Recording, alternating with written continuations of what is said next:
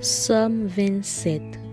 C'est un somme David, c'est lumière moi, c'est lui qui délivrance moi. Qui monde qui ka fait paix? Si c'est qui protège moi. Qui monde qui ka fait trembler?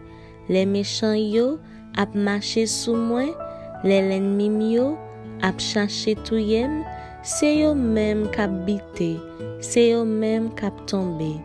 Même si tout yon lame ta senem tout partout, moi pas peur rien. Même si yo ta vle fèm la guerre, m'a toujours gen confiance dans bon Dieu. Moi mande c'est yon bagay moi envie en pile. C'est pour m'ta passer toute la vie nan kay seya. Pour m'ka gade bel bagay li yo bien.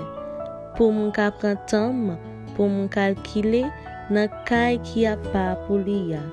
Jou malin tombe sous moi, la protéger la kay li. La cacher bien fond nan temple liya. La lever mette en côté pour rien pas arriver. C'est comme ça m'a gagné bataille là sur tout l'ennemi k'ap senem yo.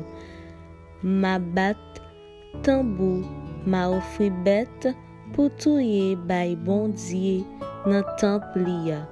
Ma chanté, ma fait louange seye. Seye, tendez non, les m'a près ou. Gen pitié pour moi, répond moi non. Ou parler nan kem, ou dim vin joindre nous. M'a vin joindre nous seye. Pas virer do ban moi, pas fâché, pas repousser moun k'ap servi ou là.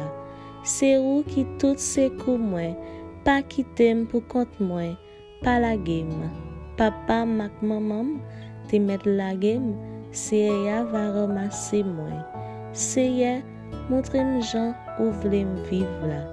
Fais marcher dans chemin qui pas gen mauvais pas, parce que moi gen pile l'ennemi k'ap veille. Pas la game nan men l'ennemi yo sorti pour yo touyer. C'est un bon monde qui bay menti. Moi-même, moi certain ma vivre pour moi Jean bon Dieu servi bien avec peuple ya. Mettez espoir ou dans seya. Gain confiance, pas décourager. Oui, mettez espoir ou dans seya.